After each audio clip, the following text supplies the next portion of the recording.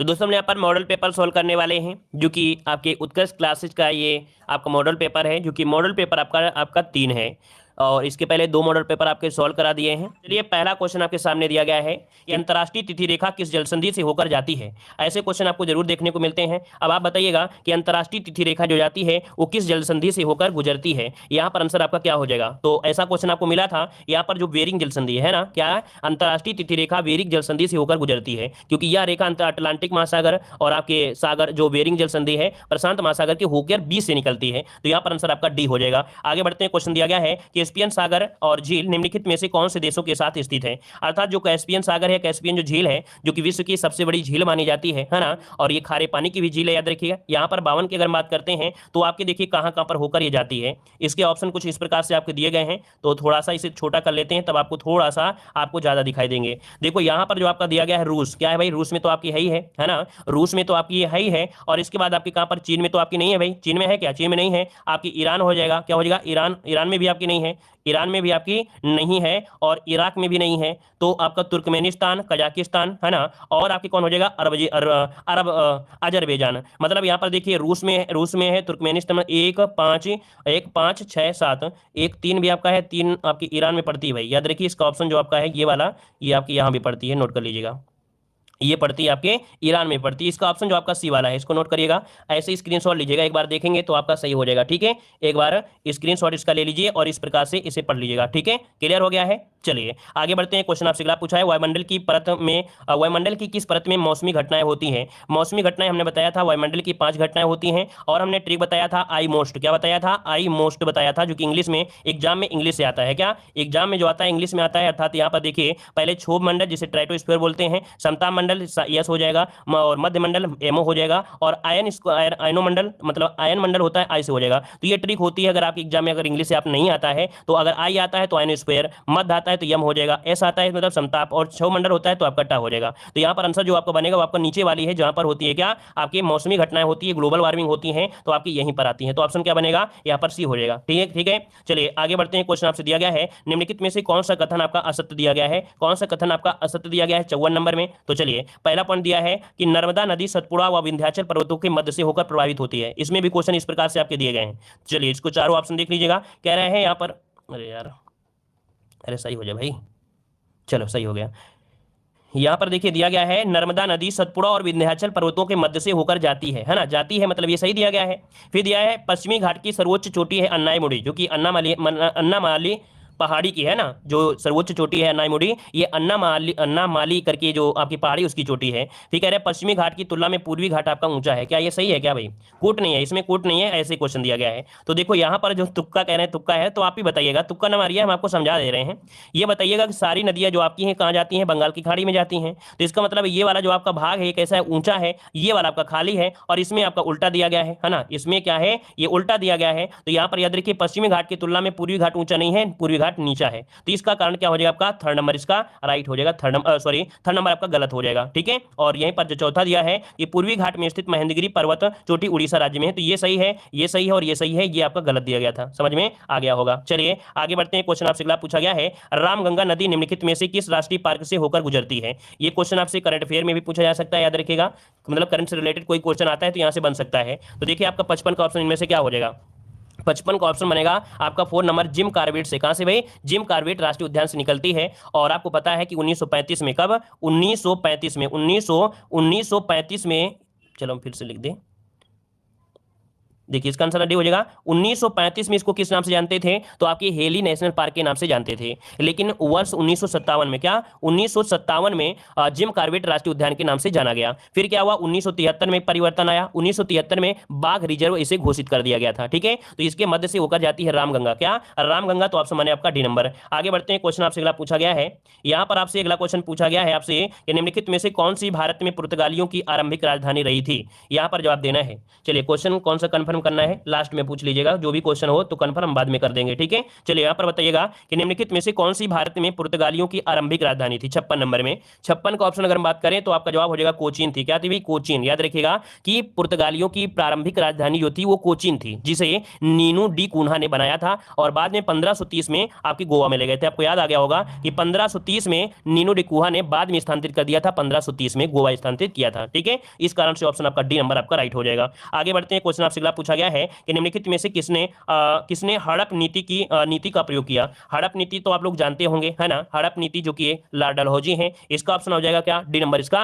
Right हो जाएगा, Lord Dalhousie, ठीक है। इन्होंने सबसे पहले सतारा को मिलाया था, ठीक है, सतारा को, और 1856 में मिलाया था किसको? अवध को, क्योंकि अवध से क्वेश्चन बन जाता है कि अवध को कब मिलाया गया, तो 1856 में अवध को मिलाया गया था। सतारा को कब मिलाया गया था? सतारा को, तो सतारा को जो मिलाया गया था वो मिलाया गया था 1849 में। कब? 1849 में।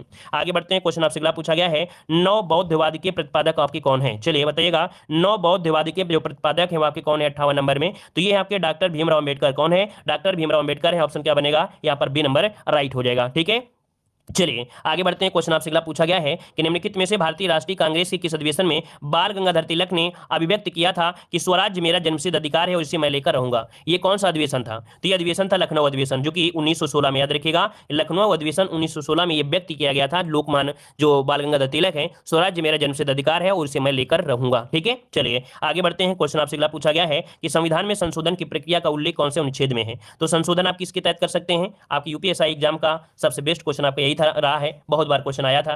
तो यहां पर आपका आंसर क्या हो जाएगा? आपका जवाब हो जाएगा आपका बी नंबर 368, जो कि संविधान संशोधन प्रक्रिया आपके दक्षिण अफ्रीका से ली गई है, ठीक है। आगे बढ़ते हैं, क्वेश्चन आपसे अगला पूछा गया है, भारतीय संसद की सबसे बड़ी समिति आपकी कौन सी थी या है? बताइएगा, भारतीय संसद की सबसे बड़ी समिति आपकी कौन सी है 61 नंबर में? यहां पर याद रखिए, आपका लोक लेखा समिति हो जाएगा या प्राक्कलन समिति हो जाएगा? चलिए कौन सा जवाब हो जाएगा? कह रहा है सबसे बड़ी जो आपकी है, तो कौन हो जाएगा? प्राक्कलन। बिल्कुल सही है, प्राक्कलन हो जाएगा, क्योंकि लोक लेखा समिति में 22 सदस्य होते हैं, प्राक्कलन समिति में कितने होते हैं? तो आपके 30 सदस्य होते हैं। तो इसका जो ऑप्शन हो जाएगा यहाँ पर बी नंबर आपका राइट हो जाएगा। अच्छा, इसका जो आपका गठन होता है मात्र 1 वर्ष के लिए गठन किया जाता है ना। तो इसका ऑप्शन मैंने आपका कौन? बी नंबर हो जाएगा। आगे बढ़ते हैं, क्वेश्चन दिया गया है, निम्नलिखित में से कौन प्रारूप समिति के सदस्य आपके नहीं थे? देखो, प्रारूप समिति में आपके 7 सदस्य थे। कितने थे भाई? प्रारूप समिति में जो आपके सदस्य थे वो आपके 7 सदस्य थे। अब इनमें से आपसे पूछा गया कौन नहीं थे 62 का। देखिए, के एम मुंशी थे, टी कृष्णामाचारी थी, मोहम्मद सादुल्ला भी थी, मोहम्मद सादुल्ला भी थे, एन माधव राय भी थे और गोपाल स्वामी अयंगर भी थे, ठीक है, और कृष्ण स्वामी अय्यर थे। मतलब ऑप्शन जो आपका दिया है वीटी कृष्णामाचारी, ये क्या थे? क्या वीटी जो आपके हैं ये आपके नहीं थे। याद रखिए, इसका ऑप्शन जो बनेगा बी नंबर है, वीटी कृष्णामाचारी ये आपके शामिल नहीं थे। याद रखिए, ये जो आपके थे तो कौन थे? वीटी कृष्णामाचारी जो थे संविधान सभा में देशी रियासतों के उपाध्यक्ष थे। ये क्या थे? ये संविधान सभा की जो देशी रियासत है उसके आपके उपाध्यक्ष रहे हैं, ठीक है, याद रखिएगा। आगे बढ़ते हैं, क्वेश्चन आपसे दिया गया है, सूची फर्स्ट को सूची सेकंड से यहाँ पर सुमेलित करना है। ये आपको इस प्रकार से दिया गया है और मिलान करना है। ये आर्टिकल नंबर 157 किससे संबंधित है? तो राज्यपाल की योग्यता से संबंधित है, राज्यपाल की योग्यता से संबंधित है, इसका आपको 3 हो जाएगा। अनुच्छेद 155 का संबंध है कि राज्यपाल की नियुक्ति संबंधित है, 155, इसका आपका 4 हो जाएगा। अनुच्छेद 156 का जो संबंध है राज्यपाल की पदावधि से है, पदावधि से है, तो इसका आपका हो जाएगा क्या? यहाँ पर आपका हो जाएगा 1 हो जाएगा, अर्थात ये 1 हो गया। अनुच्छेद 159 का जो आपका है ये राज्यपाल की शपथ से है। किसकी? राज्यपाल की शपथ से है। तो देखो यहाँ पर कह सकते हैं कि इस प्रकार से आपका हो गया 2, तो 3 4 1 2। तो स्क्रीनशॉट पहले ले लीजिए, स्क्रीनशॉट, फिर आगे हम बढ़ते हैं। 3 4 1 2, 3 4 1 2, 3 4 1 2, ऑप्शन क्या हो जाएगा? बी नंबर यहाँ पर राइट हो जाएगा। आगे बढ़ते हैं, क्वेश्चन आपसे अगला पूछा गया है, देखो इस प्रकार से इसमें भी ऑप्शन दिए गए हैं। कह रहे निम्नलिखित में से कौन सा प्राथमिक विद्युत सेल है? कौन सा प्राथमिक विद्युत सेल है आपसे पूछा गया है। यहाँ पर दिया गया डेनियल सेल, ठीक है, डेनियल सेल है और लिकलांची सेल है और शुष्क सेल है। इनमें से पूछा गया कौन सा प्राथमिक आपका है, तो इनमें से जो आपके ऑप्शन इनमें से सभी हो जाएगा, ठीक है। तो इसका भी स्क्रीनशॉट ले लीजिएगा कि जो डेनियल सेल है, लिकलांची सेल है, शुष्क सेल है, ये सभी कैसे आपके हैं? प्राथमिक विद्युत सेल आपके हैं। तो 64 का ऑप्शन आपका डी नंबर यहाँ पर राइट हो जाएगा। प्राथमिक विद्युत सेल मतलब वो क्या होता है कि प्राथमिक विद्युत सेलों में रासायनिक ऊर्जा को सीधे विद्युत ऊर्जा में परिवर्तित कर दिया जाता है। क्या? रासायनिक ऊर्जा को सीधे विद्युत ऊर्जा में परिवर्तित कर दिया जाता है और एक बार प्रयोग कर लेने के बाद यह बेकार हो जाता है। याद रखिएगा, अगर एक बार आपने प्रयोग कर लिया तो दोबारा का ये क्या होता है? बेकार हो जाता है। इसका मतलब आपका यह हो जाएगा, ठीक है। आगे बढ़ते हैं, क्वेश्चन आपसे अगला पूछा गया है कि जीरोथैलेमिया रोग निम्नलिखित में से किस विटामिन की कमी से होता है? जीरोथैलेमिया रोग निम्नलिखित में से किस विटामिन की कमी से होता है? यहां पर आंसर को लॉक करना है। आपका सही जवाब यहां पर क्या हो जाएगा? 65 नंबर नंबर में। चलिए 65 की अगर हम बात करते हैं तो आपका आंसर हो जाएगा विटामिन ए की कमी से हो जाता है। याद रखिए जेरोथोलोमिया रोग किस विटामिन की कमी से, तो आपका जवाब हो जाएगा ए नंबर, सॉरी आपका जवाब हो जाएगा यहाँ पर डी नंबर, विटामिन ए की कमी से हो जाता है विटामिन ए। और इसके कारण क्या होता है, नेत्र की जो कार्निया होती है वो शुष्क हो जाती है। ठीक है, तो इसका ऑप्शन मैंने आपका डी नंबर हो जाएगा। आगे बढ़ते हैं, क्वेश्चन आपसे अगला पूछा गया है, निम्नलिखित में से कौन से प्राथमिक आपके रंग है, ये बताइएगा कि कौन से प्राथमिक रंग है आपसे पूछा गया है। प्राथमिक रंग आपके पूछा गया है तो बताइए कितने होते हैं, 3 होते हैं, लाल हरा और नीला। लाल हरा और नीला, जैसे आपके घर में कलर वाली टीवी होती है, आपके घर में जैसे कलर वाली टीवी होती है कि नहीं होती है, उसमें से 7 रंग नहीं होते, मात्र 3 ही रंग होते हैं। क्या 3 ही होते हैं, लाल हरा नीला, बस इन्हीं से ही बनाए जाते हैं सभी रंग। ठीक है, तो यहाँ पर आंसर आपका हो जाएगा डी नंबर। आगे बढ़ते हैं, क्वेश्चन दिया गया है कि निम्नलिखित में से किस किरण की आयनन क्षमता सबसे अधिक होती है, किस किरण की आयनन क्षमता सबसे अधिक होती है। 67 का ऑप्शन दीजिएगा, क्या हो जाएगा, तो हो जाएगा अल्फा किरण। याद रखिए कि अल्फा किस किरण की आयनन क्षमता सबसे अधिक होती है, तो ऑप्शन मैंने आपका ए नंबर यहाँ पर राइट हो जाएगा। वहीं पर देखा जाए जो गामा किरण है, तो गामा किरण की वेधन क्षमता सर्वाधिक होती है। अगर पूछे गामा किरण की क्या होती है, तो वेधन क्षमता जो आपकी होती है, वेधन क्षमता ये आपकी सर्वाधिक आपकी होती है, इसकी आपकी होती है सर्वाधिक। ठीक है, चलिए अगर पूछे आयनन क्षमता किसकी, तो अल्फा किरण की, और वेधन क्षमता पूछे तो गामा किरण की। तो दोनों पॉइंट इसी प्रकार से नोट कर लीजिएगा। आगे बढ़ते हैं, क्वेश्चन आपसे अगला पूछा गया है, MS एक्सेल में बनाई गई फाइल बाई डिफॉल्ट कहां पर सेव होती है।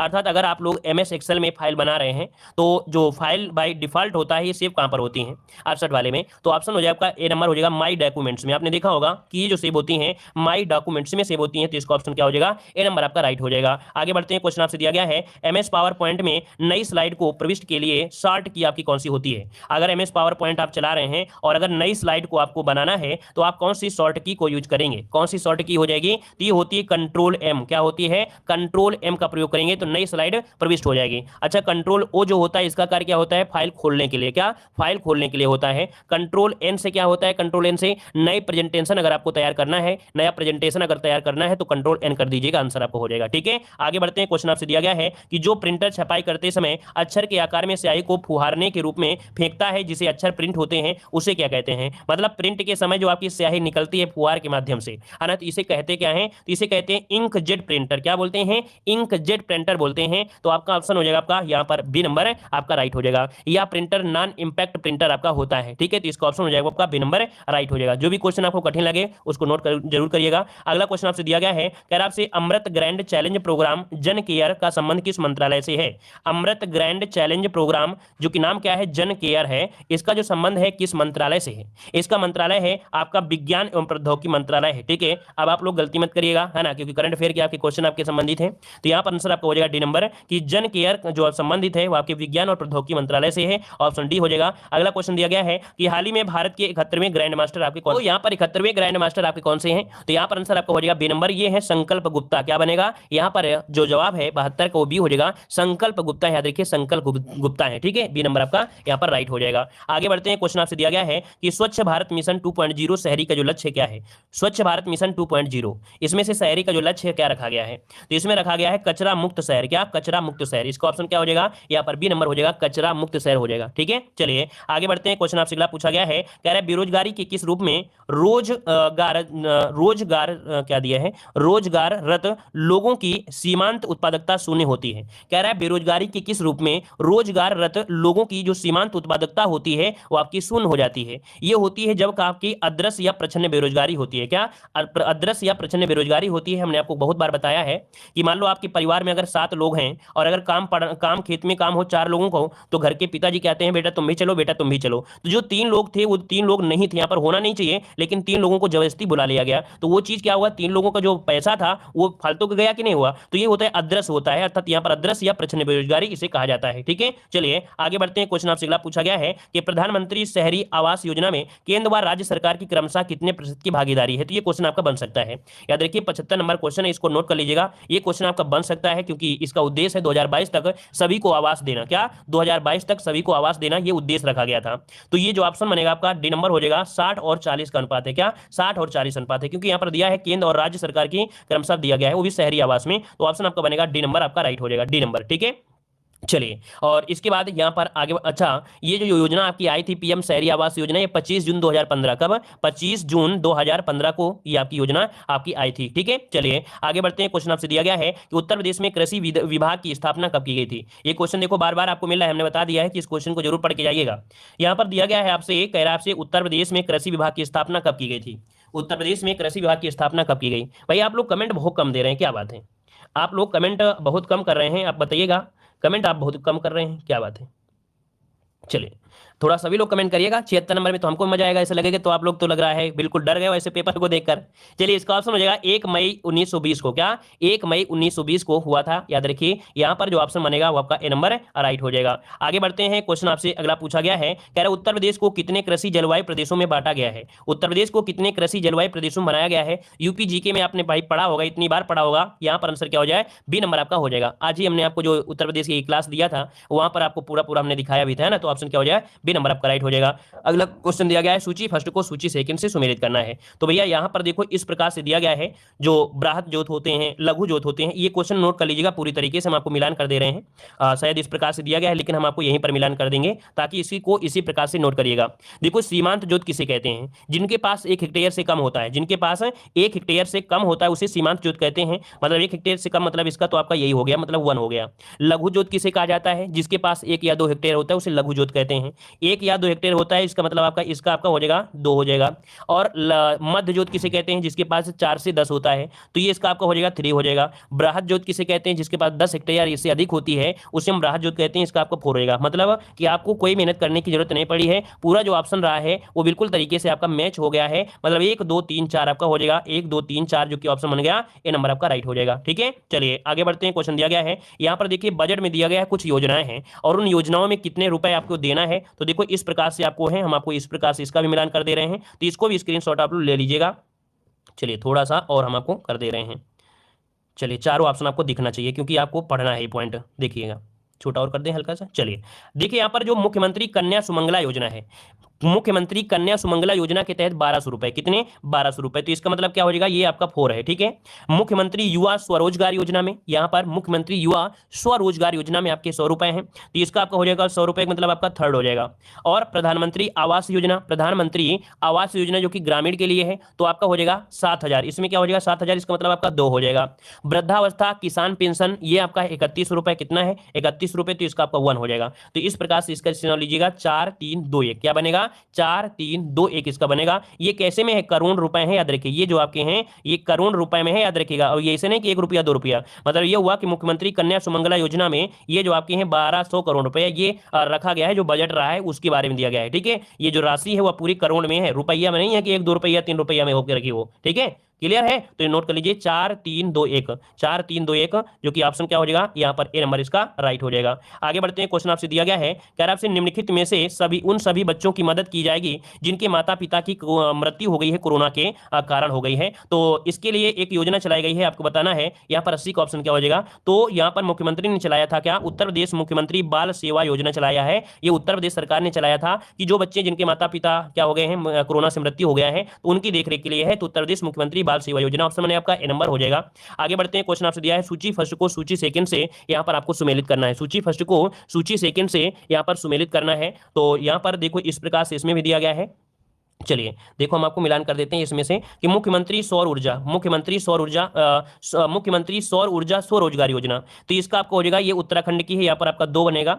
और मुख्यमंत्री सुकन्या योजना कहाँ की है? सुकन्या योजना आपकी कहाँ की है? तो आपकी झारखंड की है, इसका 1 हो जाएगा। और हम छू लेंगे आसमान योजना, हम छू लेंगे आसमान योजना, ये आपकी मध्य प्रदेश की है, तो इसका आपका 4 हो जाएगा। और मुख्यमंत्री युवा स्वरोजगार योजना ये कहाँ की है? तो आपका बच्चा कौन सा है? तो आपका उत्तर प्रदेश बच्चा है, तो याद रखिए इसका हो जाएगा 3 हो जाएगा। मुख्यमंत्री युवा स्वरोजगार योजना उत्तर प्रदेश की है, हम छू लेंगे आसमान ये आपके मध्य प्रदेश की है। मुख्यमंत्री सुकन्या योजना आपके झारखंड की है। मुख्यमंत्री सौर ऊर्जा ये आपके कहां की है? झारखंड के, उत्तराखंड की। तो इसका जो ऑप्शन बन रहा है कौन सा बन रहा है? बी नंबर आपका हो जाएगा। तो इसका इसी प्रकार से आप लोग स्क्रीनशॉट ले लीजिएगा। आगे बढ़ते हैं, क्वेश्चन आपसे दिया गया है, कह रहे निम्नलिखित में से किस योजना के शुभारंभ के समय प्रधानमंत्री नरेंद्र मोदी ने स्वच्छ धरा खेत हरा का नारा दिया था? बताइए ऐसी कौन सी योजना थी जिसमें से मोदी जी ने कहा था स्वच्छ, क्या दिया है? स्वच्छ धरा खेत हरा, ये जो आपको दिया था। तो 82 का ऑप्शन क्या बनेगा? यहाँ पर 3rd हो जाएगा कि मृदा स्वास्थ्य कार्ड योजना, मृदा स्वास्थ्य कार्ड योजना में ये दिया था स्वस्थ धरा खेत हरा। ठीक है, तो ऑप्शन हो जाएगा आपका यहाँ पर 3rd हो जाएगा। 2015 में मोदी जी ने घोषणा किया था। आगे बढ़ते हैं, क्वेश्चन आपसे अगला पूछा गया है, निम्नलिखित में से उत्तर प्रदेश का सबसे कौन सा जिला अफीम का सबसे बड़ा उत्पादक है? बताइए भाई, जल्दी से बताइए कि अफीम का जो सबसे बड़ा उत्पादन है ये होता है कहां पर होता है? चलिए बताइएगा। ये होता है अब आपके 12 बंकी में। कहाँ होता है? 12 बंकी में। देखो जो लोग 80 नंबर दे रहे हैं उनको बता दें कि यहाँ पर गाजीपुर में अफीम की फैक्ट्री है। क्या भाई? फैक्ट्री जो आपकी है वो यहाँ पर है, लेकिन सबसे ज्यादा अफीम होती है कहाँ पर? 12 बंकी में होती है। क्लियर हो गया है? अच्छा, अगर पूछे भारत में, पूछे कि भारत में सबसे ज्यादा अफीम कहाँ पर होती है, तो मध्य प्रदेश में होती है। कहाँ होती है? मध्य प्रदेश में होती है। देखिए मध्य प्रदेश में सबसे ज्यादा होती है जो आपकी अफीम की खेती होती है भारत में। अगर पूछे विश्व में, पूछे तो अफीम का सबसे बड़ा उत्पादक देश कौन सा है, तो अफीम का सबसे ज्यादा विश्व में अफगानिस्तान है। कौन है? अफगानिस्तान है, जो कि विश्व में है। भारत में मध्य प्रदेश है। और उत्तर प्रदेश में पूछे तो आपको बताना है क्या? यहाँ पर बताना है 12 बंकी। और पूछे कि फैक्ट्री कहाँ है उत्तर प्रदेश में, तो आपको बताना है गाजीपुर में। इतने क्वेश्चन यहाँ से आपके बनते हैं। ठीक है, आगे बढ़ते हैं। क्वेश्चन आपसे अगला पूछा है कि उत्तर प्रदेश राज्य जैविक प्रमाणीकरण संस्था की स्थापना कब की गई थी? उत्तर प्रदेश राज्य जैविक प्रमाणीकरण संस्था की स्थापना कब की गई थी? चलिए चलिए यहाँ पर देखिए 84 का ऑप्शन क्या हो जाएगा? बी नंबर है। 8 अगस्त 2014 को। ठीक है, 8 अगस्त 2014 को इसकी स्थापना हुई थी, जो कि आपके कहां पर है? लखनऊ में हुई थी। कहां पर है? लखनऊ में। याद रखिए, इसका ऑप्शन मैंने आपका बी नंबर है,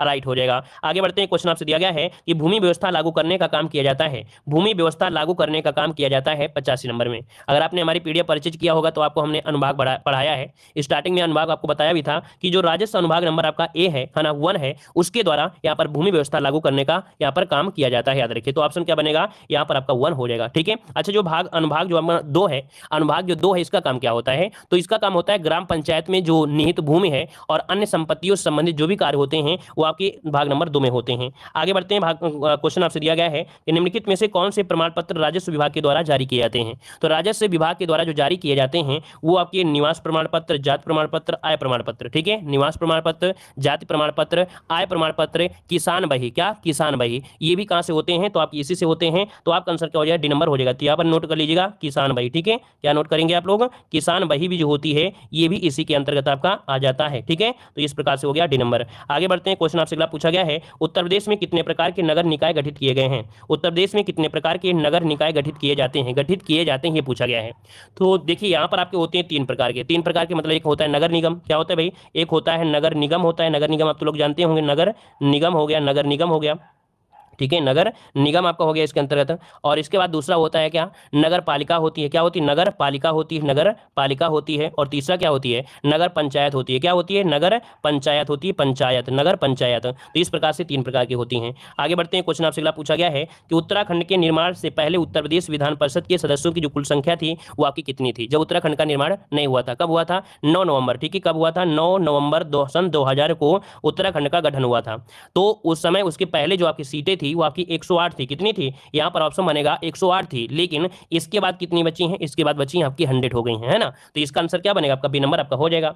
आगे बढ़ते हैं। क्वेश्चन आपसे अगला पूछा है, भारत कला परिषद कहाँ पर स्थित है? चलिए, भारत कला परिषद कहाँ पर स्थित है? यहाँ पर आपका 89 का ऑप्शन क्या हो जाएगा? तो आपकी वाराणसी में। कहाँ पर है? वाराणसी में इसकी स्थापना हुई थी 1920 में। कब हुई थी? आपकी 1920 में इसकी स्थापना हुई थी। ठीक है, और यहाँ पर लखनऊ में नगर निगम आर्ट गैलरी जो आपके वो लखनऊ में आपकी है, नगर निगम आर्ट गैलरी। ठीक है, चलिए यहाँ पर आगे बढ़ते हैं। क्वेश्चन आपसे दिया है, भारतेंदु नाट्य अकादमी कहाँ पर स्थित है? भारतेंदु नाट्य अकादमी कहाँ पर स्थित है? ये सब क्वेश्चन आपने पढ़ा होगा, है ना। तो देखिए आपका जवाब इनमें से क्या होगा 90 नंबर में? तो ये आपके लखनऊ में है। ठीक है, भारतेंदु नाट्य अकादमी जो है ये आपकी कहाँ पर? लखनऊ में है। और इसकी स्थापना जो हुई थी वो आपकी 1975 में हुई थी, जो कि आपको कितनी बार हमने पढ़ाया भी है कि आपकी 1975। ठीक है, आगे बढ़ते हैं। क्वेश्चन आपसे दिया है 2011 की जनगणना के अनुसार प्रदेश का लिंगानुपात कितना है? तो प्रदेश का लिंगानुपात कितना हो जाएगा? चलिए अब आपके जवाब आए हैं फटाफट। देखिए यहाँ पर आंसर आपका हो जाएगा, आपका ए नंबर 912 है। कितनी भाई? तो आपका 900 यहाँ पर 12 याद रखिएगा, 912 हो जाएगा। ठीक है, चलिए यहाँ पर आगे बढ़ते हैं। क्वेश्चन दिया गया है, उत्तर प्रदेश के किस जिले में पटारी जनजाति निवास करती है? पटारी जनजाति दिया गया, पटारी जनजाति।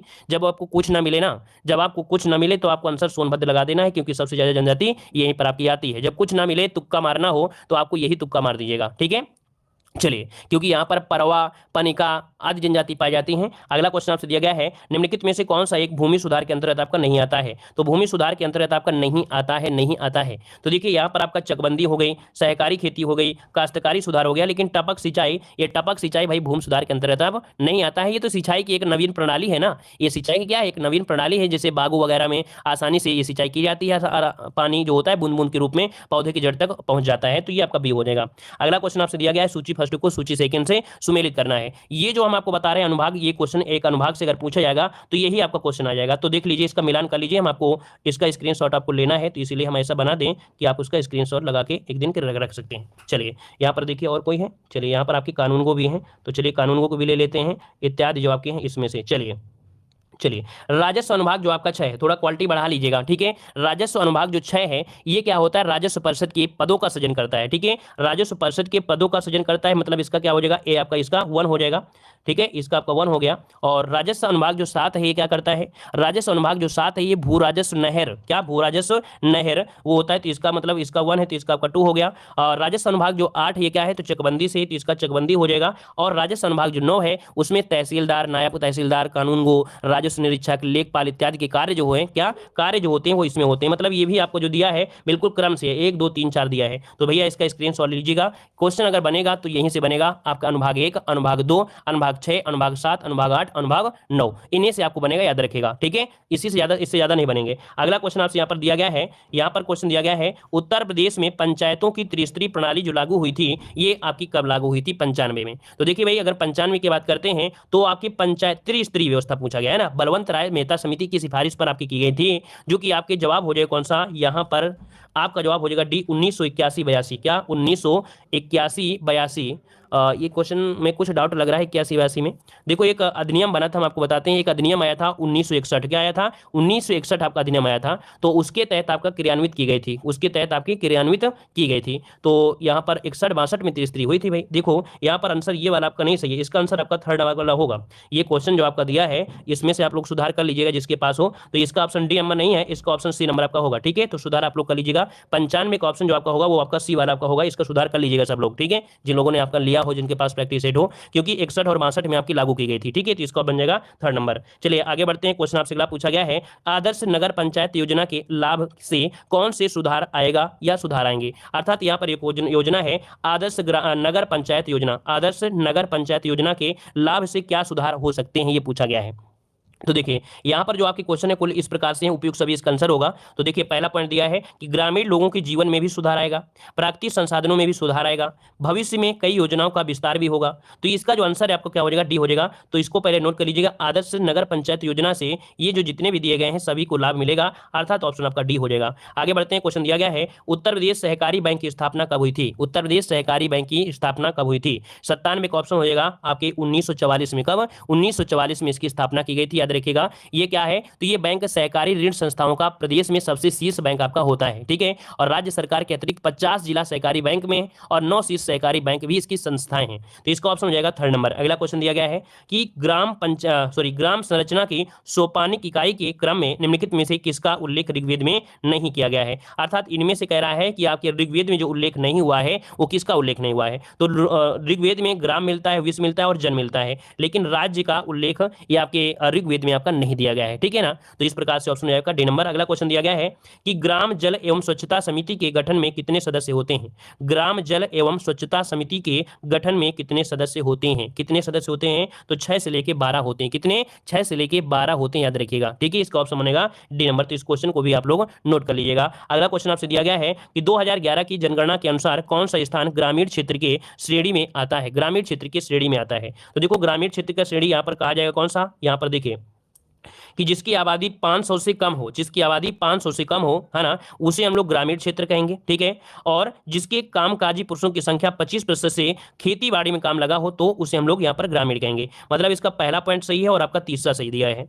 फिर यहाँ पर देखिए जिसका जनसंख्या घनत्व 1000 के प्रति उससे कम हो तो इससे कोई लेने देना नहीं है, तो इसका एक और आपका क्या हो जाएगा यहाँ पर थर्ड। मतलब ऑप्शन जो आपका दिया है वो आपका डी नंबर हो जाएगा। 1 और 3 ये आपके इनमें से राइट किए गए हैं, ठीक है। तो इस प्रकार से अच्छा जनघनत्व की अगर बात कर लेता, मान लो अगर जनघनत्व भी दे देता तो क्या होता, अगर जनघनत्व हो जाता तो यहाँ पर होना चाहिए था 400, कितना 400। अगर वहां का जनघनत्व कितना है आपका प्रति व्यक्ति 400 अगर है प्रति किलोमीटर से तो हम लोग बोलेंगे ये एक गांव है, लेकिन अगर 1000 हो जाता है तो हम लोग नहीं मानेंगे। समझ में आ गया ना। तो याद रखिएगा कि 500 से कम आपके हो, 5000 से कम आपकी आबादी है, या 400 आपके जनघनत्व हो, या 25% से लोग खेती बाड़ी में हो तो आपका हो जाएगा। तो इस प्रकार से ये टेस्ट आपका कंप्लीट पूरी तरीके से यहाँ पर मेहनत करिएगा, ठीक है। धन्यवाद सभी।